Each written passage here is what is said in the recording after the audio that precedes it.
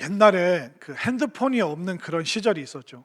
아마 여기 있는 청년들이나 또 청소년분들은 핸드폰이 없는 그런 시대가 있었나 이게 생각을 할 텐데, 우리가 핸드폰 있기 전에 삐삐, 또 삐삐 전에는 집에 뭐 이게 전화가 있어서 서로 그 전화번호 보면서 전화했던 그런 시절이 있었는데, 이렇게 핸드폰이 없던 그 시절에 어떤 남녀가 둘이 맞선을 보게 됐습니다. 그래서 이제 맞선 보는 그 시간에 그 장소에 딱 가서 기다리는데, 이 아가씨가 기다리고 있는데 이 상대편 맞선 볼 남자가 10분이 지나도 20분이 지나도 안 나타나는 거예요. 그래서 처음 만나는 날인데 시간도 안 지키고 좀 서운하다. 그래서 이제 엄마한테 전화해서, 엄마, 아니 지금 약속 장소에 나와 있는데 그 맞선 본 남자가 안 나왔어. 그래서 그래, 엄마가 확인해 볼게. 그래서 상대편 어머니한테 엄마에게 전화했더니 분명히 아들이 오늘 나간다고 그랬으니까 나갔을 거라고. 그래서 어머니가 딸이랑 통화하면서 그 남자 분명히 나갔다는데 아무리 둘러봐도 여기 지금 뭐 남자는 한 명도 안 보인다고, 지금 나밖에 없다고. 이상하다, 조금만 더 기다려봐. 그런데 또 이 남자도 그 장소에 갔는데 아가씨가 안 나타나는 거예요. 그러니까 10분이 지나도 20분이 지나도 안 나타나니까 이 남자분도 엄마에게 전화하는 거예요. 엄마가 나가라고 그래서 지금 이 약속 장소 시간 딱 맞춰서 왔는데 아가씨가 안 나온다고. 이거 어떻게 된 건지 확인 좀 해보라. 그러면 또 이 어머니가 또 상대편 그 여자 어머니한테 그 자기 딸이 나갔는데 이상하다. 그런데 결국 그날 같은 시간에 같은 장소에 있었다고 생각했던 이 두 사람이 영영 못 만나고 말았습니다. 왜 그런지 아십니까? 이분들이 이제 강원도에서 사는 분들인데 맞선 장소가 어디였냐면 소양강이라는 곳이었습니다. 근데 이 소양강인데 이 아가씨는 찻집 소양강, 이 남자는 술집 소양강에 앉아 있는 거예요. 그러니까 양쪽 엄마가 그 시내 나가면 그 소양강 있잖아. 그 소양강에서 오늘 저녁 6시에 맞선이야. 알았다고. 이 여자분은 술을 안 마시니까 늘상 길 출퇴근하면서 보던 그 찻집 소양강 가서 앉아 있는 거예요. 근데 남자는 그 직장 동료들이랑 이게 다니던 그 목자 골목에 있던 그 술집 소양강 거기라고 생각하고 둘이 앉아가지고 계속 나 나왔는데 왜 상대편 안 나오냐. 지금도 아직 못 만나서 둘이 헤매고 있다고 하는데, 여러분들 좀 연결을 좀 시켜주시면 고맙겠습니다. 이처럼 우리가 다른 장소에 있으면서 만날 수 있을 것이라고 생각하는데 전혀 그렇지가 않습니다. 하나님께서 우리 사람을 만나고자 하시는 그 장소가 있습니다. 근데 하나님께서 만나시길 원하시는 그 장소에 사람들이 나오지 않으면서 사람들이 뭐라고 그러냐면 하나님 안 계시나 보다. 하나님은 우리가 사람이 상상으로 만들어낸 그런 존재인가 보다. 하나님은 존재하지 않는다. 그러니까 하나님을 만날 수 있는 그 장소에 본인이 나타나지 않으면서 하나님을 못 만났다, 하나님을 못 봤다, 하나님이 존재하지 않는다. 우리 사람이 그렇게 말할 때가 참 많이 있습니다. 그러다 보니까 우리 인간이 엉뚱한 장소로 하나님을 찾아갈 때가 있습니다. 그 엉뚱한 그 장소 첫 번째가 뭐냐면 바로 기적. 굉장히 놀라운 초자연적이고 신비로운 그 체험 속에 하나님을 만날 수 있을 것이라고 생각합니다. 물론 기적과 초자연적인 현상이 일어납니다. 또 우리가 신앙생활하면 여러 가지 체험을 경험하게 되는데, 그런데 모든 기적이 하나님을 만날 수 있는 그런 만남의 장소가 다 되는 것은 아닙니다. 우리 인류 역사 속에서 가장 놀라운 기적을 체험한 민족이 이스라엘 민족입니다. 그들이 430년 동안 종살이할 때 하나님께서 모세를 보내셔서 그들을 이집트에서 구출해내시고 그 이집트에서 벗어나면서 수많은 기적과 환상을 그들이 체험을 했습니다. 그리고 가나안 광야에 들어가서 그 광야길에도 그들이 40년 동안 어마어마한 기적들을 매일 경험했습니다. 그러면 이런 놀라운 기적을 경험했으니까 이스라엘 민족이 하나님 잘 믿겠지 생각하는데 그렇지가 않았습니다. 이스라엘 백성들에게 하나님께서 기적을, 초자연적인 현상을 베풀어 주신 이유는 뭐냐면 이 기적을 통해서 하나님을 만나고 하나님을 알아가고 하나님을 믿도록 인도해 주시기 위해서 기적을 베풀어 주셨는데, 이스라엘 백성들이 무슨 실수를 했냐면 기적을 베풀어 주시는 하나님은 잊어버리고 이 기적이라는 이 초자연적인 현상에만 몰두하는 거예요. 그러다 보니까 이스라엘 백성들이 기적 과다증, 그러니까 기적을 과잉 공급받으면서 그들이 기적을 주시는 하나님이 아니라 그 현상에만, 그 화끈한 체험에만 머물다 보니까 시간이 지나면서 어떻게 되냐면 하나님 말고도 화끈하고 신비한 체험을 줄 수 있는 그런 신적인 존재라면 하나님을 포기하고서라도 그런 현상을 베풀어주는 그 존재를 따라가겠다. 그러면서 이스라엘 백성들이 하나님이 아닌 수많은 우상을 섬기다가 그들은 멸망의 길로 또 뿔뿔이 흩어지는 그런 과거의 시간들이 있었습니다. 기적을 통해서 또 신비한 체험을 통해서 우리 하나님을 만날 수 있습니다. 그런데 사람들이 실수하는 게 뭐냐면 기적 중독증에 걸려서 기적만 크게 보고 하나님을 바라보지 못할 때가 있습니다. 기적 중독증이 뭐냐면 이전의 경험으로는 더 이상 만족감이 없는 겁니다. 그래서 더 크고 더 자극적이고 더 화끈한 기적을 계속 체험하길 원하다 보니까 더 이상 삶의 신앙생활에 만족이 없는 것이죠. 그러니까 하나님을 만나기 위한 그 놀라운 은혜를 베풀어 주셨는데 베풀어 주시는 그분은 잊어버리고 현상에만 집중할 때, 그것만 붙잡고 있을 때 우리는 하나님을 제대로 만날 수 없는 것입니다. 그래서 기적은 너무 좋은 것이지만 이 기적이 우리가 하나님 믿는 믿음으로 인도해 줘야지 그냥 그 현상에만 빠져서는 안 되는 것이죠. 그리고 두 번째, 우리 사람들이 엉뚱한 장소에서 하나님을 기다릴 때가 있는데 그게 뭐냐면 인간의 지식, 기술, 문명, 이걸 통해서 우리가 신적인 영역에 유토피아, 우리가 생각하는 그 환상적인 천국과 같은 곳을 우리가 이 땅에서 만들 수 있을 것이라고 사람은 생각합니다. 그러니까 고도의 문명을 통해서 하나님 없이도, 아니 하나님을 대체해서 그 문명이, 기술이 우리를 행복하게, 우리를 구원해 줄 것이다 라고 하면서 우리 사람은 지식을 통해서 하나님이란 그 존재에 다가갈 수 있다라고 생각을 합니다. 그런데 한번 여러분들 생각해 보십시오. 우리의 기술 문명이 어떻게 발달했습니까? 옛날에 우리가 보고 싶은 사람이 있으면 손으로 꾹꾹 눌러서 편지를 보냈습니다. 그러다가 시간이 지나서 인터넷이 생기니까 뭐 한메일, 네이버, 뭐 야후, 그런 걸 통해서 이메일로 편지를 주고받았습니다. 요즘에 여러분들 소식 뭘로 주고받습니까? 카톡. 그걸로 우리가 엄지손가락으로 사람을 만나는 굉장히 편리한 그런 시대를 우리가 살아가고 있습니다. 그런데 우리가 기술 문명 때문에 편리해진 것은 사실입니다. 그런데 편리해졌다고 해서 여러분들의 삶의 모든 문제가 지금 다 해결함 받고 있나요? 기술이 아무리 발달해도 인간의 생로병사를 멈출 수가 없습니다. 기술 문명이 아무리 발달해도 우리의 허기짐을, 배고픔을 해결할 수 없습니다. 오늘 여러분들 아침 드셨나요? 그러면 한 끼 먹었으니 됐잖아요. 영양을 충분히 공급받았잖아요. 그런데 우리가 점심 되면 또 배고프고 저녁 되면 또 출출합니다. 그렇기 때문에 우리가 기술 문명을 꽉 붙잡고 있는데 이게 우리 인생의 모든 문제를 해결해 줄 것이다, 그렇게 생각하지만 의외로 기술 문명이 해결해 주지 못하는 그 근원적인 문제가 너무나도 많습니다.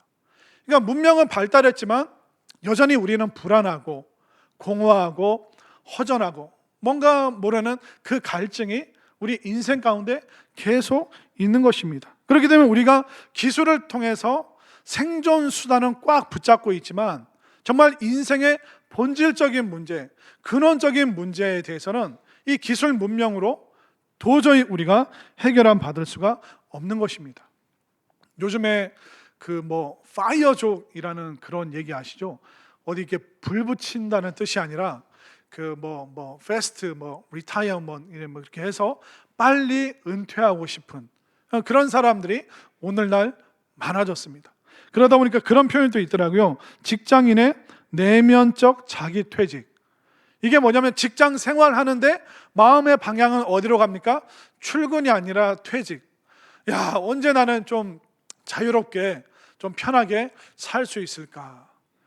그 기술과 문명과 이 모든 것이 풍성해지고 다 좋아졌는데도 왜 오늘날 우리는 자꾸 벗어나고 싶고 더 쉬고 싶고 더 게으름 피우고 싶고, 왜 그럴까요? 그러니까 우리의 이 마음의 영혼에 채워지지 않는 허기짐, 이 갈증, 공허함, 이것은 못 채우면서 우리가 밥을, 맛있는 것을, 좋은 커피를 마시면 내 인생의 공허함이 사라질 거라고 생각하는데 그렇지 않습니다. 마음과 영혼을 채워야 되는데 배만 채우면 내 인생이 해결될 거라고 생각하는데, 인생의 근원적인 문제는 배만 채운다고 해서 결코 해결받는 것은 아니죠. 그렇기 때문에 우리가 생존 수단으로 기술을 붙잡는 건 좋지만 이 기술 문명이 우리 인생의 근원적인 문제, 정말 평강의 문제, 행복의 문제, 영원한 그 축복의 삶의 문제에 대해서는 이 기술 문명이 도저히 해결해 줄 수 없는 것이죠.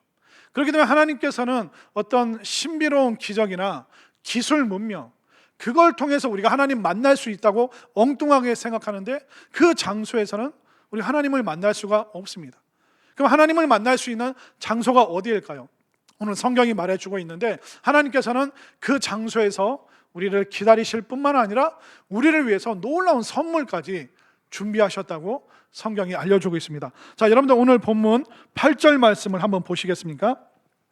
자, 8절 말씀 우리 한 목소리로 화면을 보면서 읽겠습니다. 시작.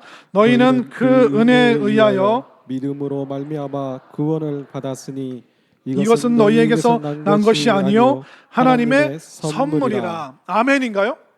예, 교회에서 저 말씀에는 내가 동의할 수 있다, 이거 감동적이다 할 때는 아멘이라고 이제 화답을 하는데요. 자, 오늘 이 8절 맨 끝에 보면 하나님의 선물이라는 단어가 나오고 있습니다. 저는 이 선물이라는 단어만 들으면 가슴이 막 설렙니다. 제가 어렸을 때 그 선물 중에 정말 제일 받고 싶었던 선물이 뭐냐면 종합 과자 선물 세트. 이거 듣고 웃으신 분들은 옛날 분들이에요. 옛날 사람이, 저도 옛날 사람이죠. 정말 그 뭐 명절 때, 생일 때 뭐 정말 1년에 한두 번 그 큰 뭐 과자도 있고 초콜릿도 있고 사탕도 있고 막, 그러면 형이랑 저랑 그 열어놓고 막 손도 못 대는 거예요. 막 너무 기쁘고 좋아서. 그래서 형이랑 너 하나 나 하나, 동생이 한 개라도 더 먹을까 봐 형이 막 이제 그러면서 먹었는데 어느 날 큰아버지가 이제 종합 선물 세트를 딱 사오신 거예요. 정말 꿈에 그리던 선물을 받았으니 얼마나 감사해요. 그러니까 어른들이 뭐라 그러니까, 야, 선물 주셨으니까 큰절하라고. 큰절하는데 한 번 하면 아쉬워서 제가 2번 해드렸어요. 근데 표정이 안 좋으시더라고요. 지금도 제가 이해를 못했습니다. 한 번도 아니고 2번이나 큰절 해드렸는데 왜 표정이 저러실까? 와, 그 선물을 받는데 너무 기뻤습니다. 근데 여러분들 한 가지 더, 선물을 받는 사람도 기쁘겠지만 또 누가 기쁠까요? 예, 너무 잘하시네요. 선물을 준비하고 그 주는 사람도 너무 기쁩니다. 여기 자녀와 또 손자 손녀를 또 키워보신 분들은 아시죠? 오늘 애가 학교 갔다 돌아와서 이게 저녁에 탁 이 선물을 줄 때 얼마나 기뻐할까? 할아버지 최고, 할머니 최고. 그래서 막 와락 그 안길 그 손자와 손녀를 생각하면서 그 준비하는 사람의 그 기쁨이 훨씬 더 크다는 것을 우리는 다 알고 있습니다. 그럼 하나님께서 우리를 위해서, 사람을 위해서 선물을 준비하셨는데 왜 준비하셨는지 아세요? 사람은요, 하나님의 형상을 따라 지음받았습니다. 그러니까 하나님의 이미지를 따라서 지음받았기 때문에 우리는 하나님의 백성이요, 하나님의 자녀입니다. 그 하나님께서 당신의 자녀된 우리들에게 그 선물 주시는 것을 너무 기뻐하시죠. 그런데 하나님께서 우리에게 그 선물을 주시는데 그 선물이 뭐냐면 구원이라는 선물입니다. 근데 그 구원이라는 선물을 우리에게 주길 원하시는데 하나님과 우리 사이에 문제가 있습니다. 그 문제가 뭐냐면 죄라는 것이 하나님과 우리 사이를 가로막고 있습니다. 여러분들, 죄는요 굉장히 심각하고 무서운 문제입니다. 많은 분들이 우리는 죄인입니다. 우리는 회개하고 구원 받아야 됩니다. 그러면 여기 계신 많은 분들이 그 속으로 그런 생각하죠. 아니, 내가 왜 죄인이야? 교회에서 자꾸 죄인이라고 그러는데, 아니 내가 뭐 도둑질을 했나, 뭐 나쁜 짓을 했나, 내가 경찰서를 갔다 오고 뭐 감옥을 갔다 왔나, 내가 무슨 죄인이냐 그러시는데, 여러분들 한번 곰곰이 생각해 보세요. 여러분들이 안 걸려서 그렇지, 여러분들 CCTV로 24시간 여러분들의 삶을 비춘다고 생각해 보십시오. 우리가 걸리지 않아서 너무 다행이죠. 또 두 번째는 뭐냐면, 우리가 행위로 죄를 짓지 않았어도 우리가 말로, 생각으로, 눈초리로 얼마나 많은 사람들의 마음을 아프게 하고 힘들게 하는, 그러니까 누군가를 상처 주는 그런 삶과 그런 행동들을 얼마나 많이 했습니까? 근데 교회에서 여러분들이 그런 많은 실수를 했기 때문에 죄인이라고 하는 것이 아닙니다.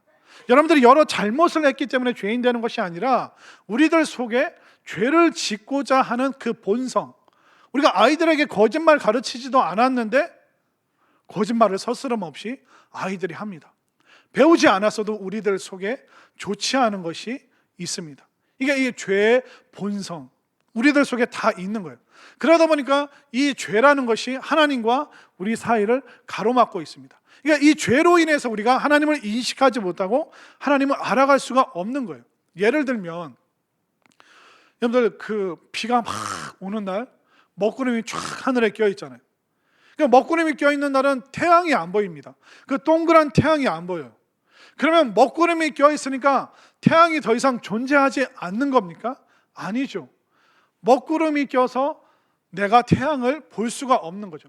태양과 나 사이를 먹구름이 가로막고 있기 때문에 보이지 않을 뿐이지 태양이 존재하지 않는다 말할 수 없는 겁니다.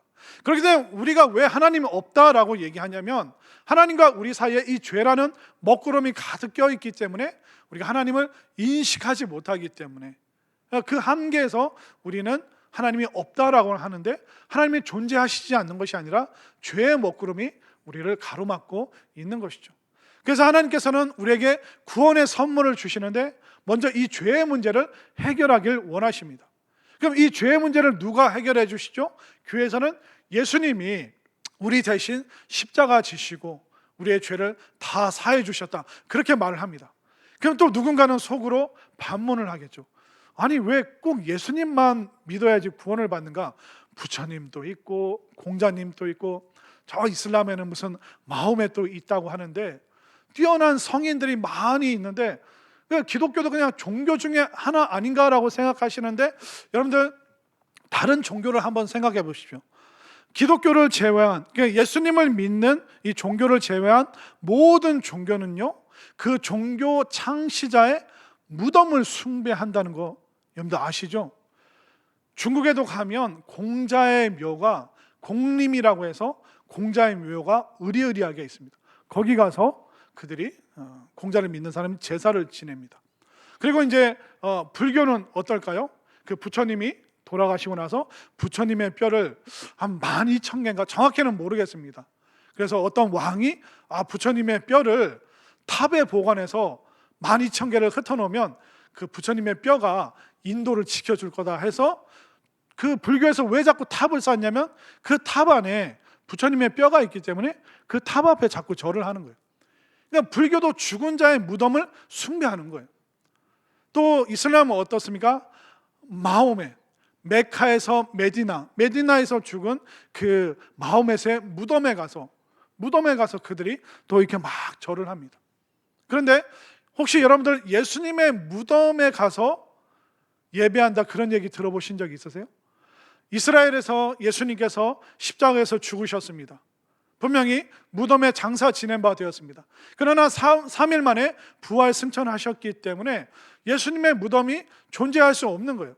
저쪽 어디쯤이 예수님이 3일 동안 그 시신이 보관되었던 그 무덤의 터다라는 그런 추측은 할 수 있지만, 기독교는 무덤을 숭배하지 않습니다. 왜냐하면 예수님은 죽음을 이기시고 무덤을 뚫으시고 그 부활 승천하셔서 하나님 보좌 우편에서 우리를 다스리시고 또 우리를 기다리시기 때문에 기독교는 무덤을 숭배하지 않는 것입니다. 그렇기 때문에 왜 예수님을 믿어야 되는지, 또 예수님만이 왜 우리의 구원자가 되는지 끊임없이 교회에서 여러분들에게 그렇게 설명을 하고 있는 것입니다. 이 예수님은요, 하나님과 동등된 성부, 성자, 성령, 바로 예수님께서는 하나님의 아들로서 이 땅에 오셨습니다. 왜 신적인 존재이신 예수님께서 인간의 몸으로 이 땅에 오셨을까요? 예수님만이 구원자가 될 수 있는 이유가 바로 여기에 있는 것입니다. 그렇기 때문에 예수님의 이 십자가와 부활이 우리 인류 최고의 기적이고 가장 놀라운 구원의 그 지식이 바로 이 십자가와 부활 속에 다 있는 것입니다. 왜 하나님이신 그분이 인간이 되셔야 되는가? 또 인간이 되신 그분이 왜 십자가에서 죽으셔야 되는가? 그 이유가 뭐냐면 그분이 하나님이셔야지만 우리의 죄를 용서하실 수 있고, 또 그분이 인간이 되셔야지만 똑같은 인간의 죄값을 대신 다 그것을 짐짓고 그것을 가지고 해결하실 수 있기 때문에, 그러니까 하나님이어야지만 죄를 용서해 주실 수 있고, 또 사람이어야지만 우리의 인간의 죄를 담당하실 수 있기 때문에 예수님께서 이 땅에 사람의 모습으로 또 십자가를 지신 것이 바로 우리를 구원하시기 위한 하나님의 기적이요, 또 하나님의 가장 놀라운 구원의 지식이라는 것을 믿으시기를 바랍니다. 그러면 이 예수님께서 우리의 죄를 대신 담당하셨다고 하는데, 이것을 교회에서는 대속의 은혜라고 합니다. 대신 속해 주셨다. 그러니까 예수님이 우리의 죄를 대신 속해 주셨다는 것을 예를 들어 한번 설명을 드리면, 자, 어떤 동네에 그 엄마랑 아들 둘이 사는 집이 있습니다. 이 엄마는 매일 아침 아들의 밥을 차려주시고 이제 출근을 하셔야 되는 거예요. 근데 어느 날 이 엄마가 너무 피곤해서 늦잠을 자버렸네요. 그래서 아들 밥 챙겨주지 못하고 헐레벌떡 직장으로 뛰어가야 되는데, 또 아들이 아무것도 못 먹고 가면 안 되니까 이 엄마가 작은 쪽지를 쓰고 그 식탁에 올려놨는데, 그 쪽지에 뭐라고 썼냐면, 아들 일어나면 세수하고 이제 가방 메고 편의점 들렀다가 네가 먹고 싶은 빵과 우유 사 먹고 학교 가. 엄마가 5,000원 그 편의점에 맡겨 놓을 테니까 빵과 우유 사 먹고 가. 사랑해 엄마가. 그러니까 그 써놓고 이제 엄마는 출근했습니다. 이 아들이 이제 일어나서 눈을 비비고 이제 엄마가 쓴 쪽지를 보고 세수하고 가방 메고 편의점 가서 이제 좋아하는 빵과 우유를 샀습니다. 그리고 두벅두벅 그 빵과 우유를 들고 계산대 카운터에 갔습니다. 자, 이 아들이 여기서 퀴즈 나갑니다. 정신을 바짝 차리셔야 돼요. 자, 퀴즈 나갑니다. 이 아들이 빵과 우유를 들고 카운터에 갔는데 돈을 내야 됩니까? 안 내도 됩니까? 샀는데 왜 안 내도 돼요? 여기는 영특하신 분들만 계시네요. 어떻게 그걸 맞추셨습니까? 이 어려운 문제를. 이 아이가 빵과 우유를 샀는데 이 값을 지불하지 않아도 누릴 수 있습니다. 왜? 엄마가 대신 그 값을 지불했기 때문에. 이것이 바로 예수님의 대속의 은혜라는 것입니다. 우리가 죄를 졌잖아요. 그 아닌 척 앉아 계신데, 여러분들 솔직히 죄 얼마나 많이 졌습니까? 안 들켰을 뿐이지, 저한테 안 들켰을 뿐이지 얼마나 많은 죄를 졌습니까? 그럼 우리가 수많은 죄가 있는데, 일반적으로 착하게 살면, 선행을 하면 이 죄가 사라지는 거 아닙니까? 생각하시는데 천만의 말씀. 왜냐하면 선행과 착함으로 우리의 죄의 문제 해결할 수 없습니다. 일주일 동안, 지난 한 주 동안 착한 일 하신 분 있으면 손 들어보세요. 나 고아원, 양로원 갔다 왔다. 또 그 연탄 나르는 거 뒤에서 그 리아카라고 하나요? 전문용어로 뭐라 그러죠? 그래서 나 수레를 뒤에서 밀어준 적이 있다. 한 사람도 없네요. 우리가 상식적으로 무슨 예수님 믿어서 구원받아, 사람이 착하게 살면 되지. 근데 의외로요, 여러분들 착한 일 한 경험이 별로 없습니다. 착한 일 할 시간도 없잖아요. 왜냐하면 먹고 사느라고, 인생 사느라고 바쁘지. 여러분들 양로원 가고 고아원 가고 막 그 사람들 씻기고 닦이고 아무 보수 없이, 그 사람들 횡단보도에서 할머니들 무거운 짐 들어주고, 그런 일 살면서 평생 몇 번이나 해보셨습니까? 그러나 마음으로 미워하고 입으로 욕하고 머릿속으로 온갖 좋지 않은 생각들이 막 범람하고, 이런 건 너무 많잖아요. 그렇기 때문에 우리가 착한 일 10개에서도 나쁜 일은 100개, 1000개, 수만 개를 하고 있다는 거예요. 그러면 이 더하기 빼기 해도 이 계산이 안 나오는 거예요. 그렇기 때문에 우리 죄를 우리의 선행이나 착한 행위로 도저히 해결할 수 없기 때문에 수많은 죄가 누적되고 가중 처벌을 받아야 되는 우리를 위하여, 이미 본질적으로 죄성이 가득한 우리를 위하여 누가 대신 죽으셨다고요? 바로 예수님께서 우리를 대신하여 그 목숨값을 지불하시고 여러분들 한 사람 한 사람을 생명으로 지금 초청하고 계심을 분명히 믿으시기를 바랍니다. 그러면 이 예수님의 이 은혜, 또 하나님께서 우리를 위해서 그 준비하신 그 십자가 언덕이라는 그 장소에서 우리를 위하여 예수님의 이 구원의 선물을 준비하신 이 하나님 앞에 우리가 어떻게 반응을 해야 될까요? 오늘 성경이 알려주고 있습니다. 자, 8절 말씀을 다시 한번 우리가 한 목소리로 읽겠습니다. 시작. 너희는 그 은혜에 의하여 믿음으로 말미암아 구원을 받았으니 이것은 너희에게서 난 것이 아니요 하나님의 선물이라. 자, 그 초반을 보십시오. 그 은혜에 의하여 무엇으로 말미암아 구원을 받는다고요? 믿음으로 말미암아. 여러분들이 이 하나님의 사랑, 이 은혜, 그리고 예수님을 보내주셔서 우리의 죄를 대신 값을 십자가에서 지불하신 이 예수님을 믿는 그 믿음의 고백이 있을 때 우리가 구원받는다는 것을 분명히 믿으시길 바랍니다.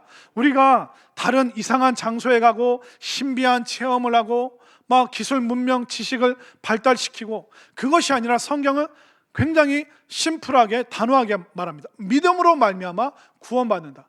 바로 그 하나님의 은혜를 믿고 또 우리를 위해서 십자가 지신 그 예수님을 믿는 그 믿음의 고백이 필요한 겁니다. 왜 이 믿음의 고백이 중요하냐면, 여러분들 결혼식을 한번 생각해 보십시오. 결혼식에서 가장 중요한 하이라이트가 뭘까요? 의리의리한 예식장, 멋진 턱시도, 예쁜 드레스, 수많은 하객, 맛있는 점심 뷔페 식사.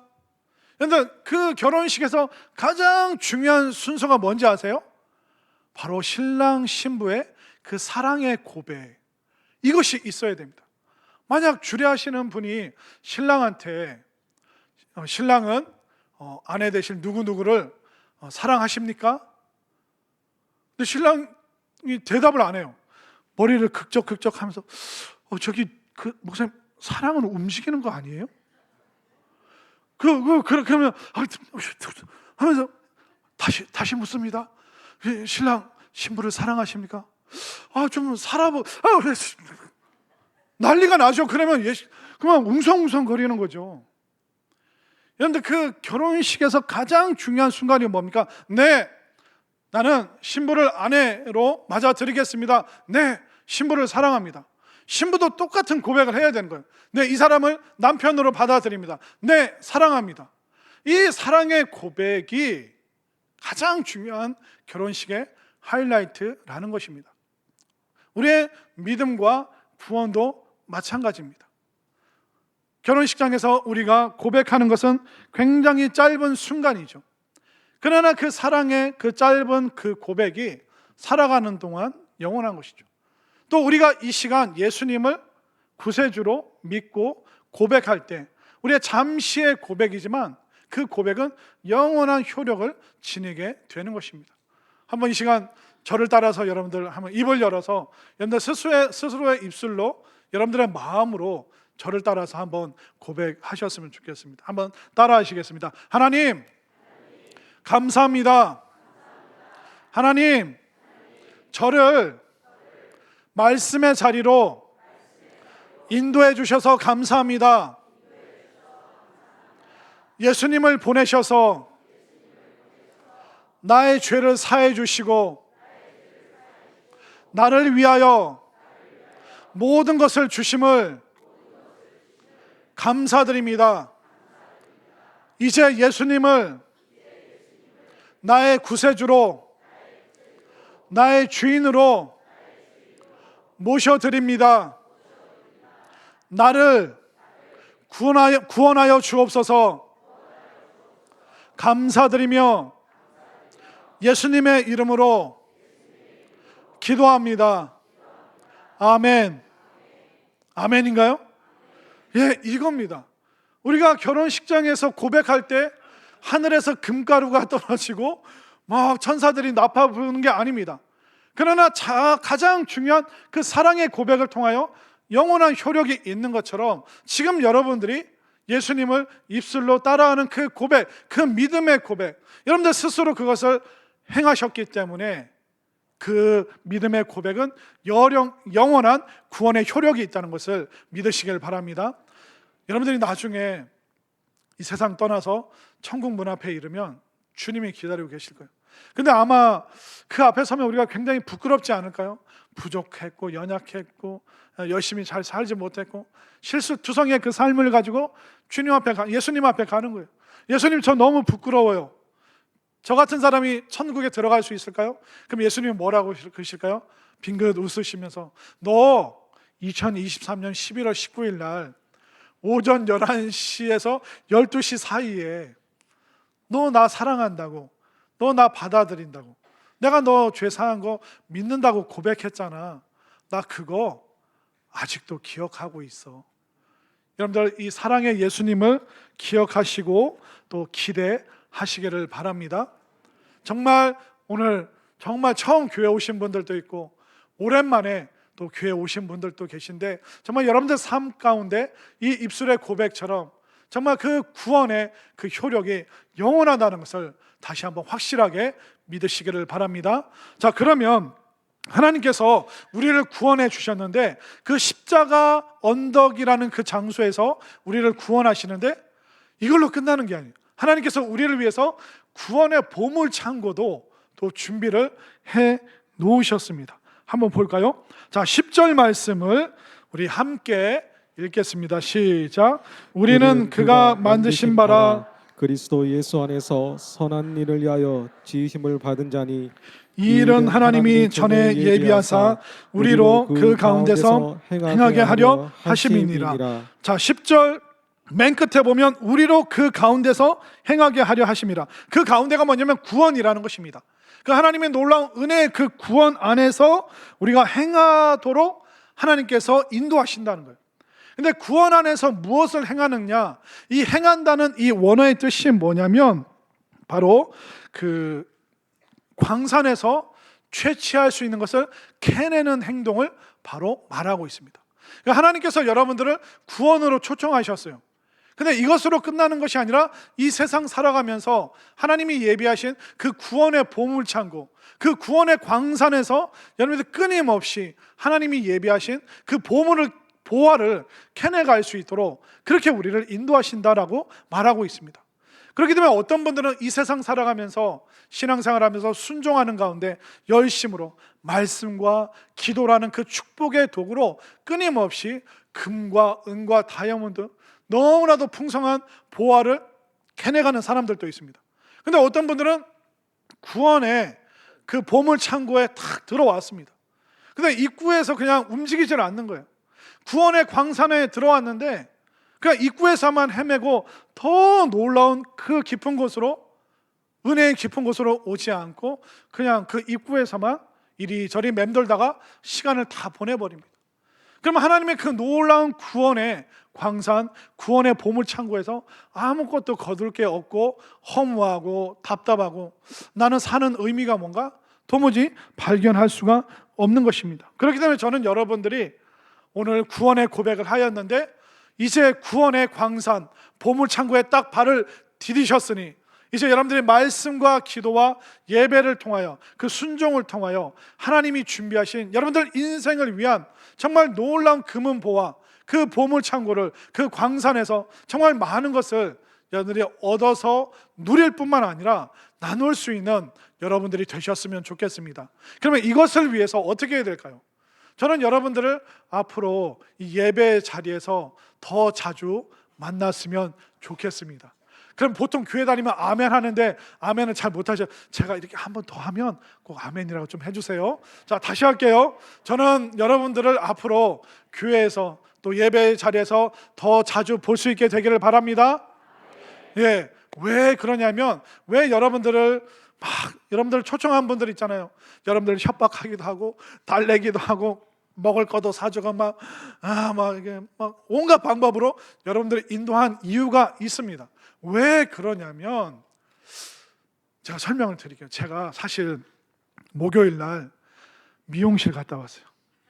여러분들 전혀 티가 안 나겠지만 어떻게 해서는 제가 여러분들에게 잘 보이려고 목요일 날 미용실 갔습니다.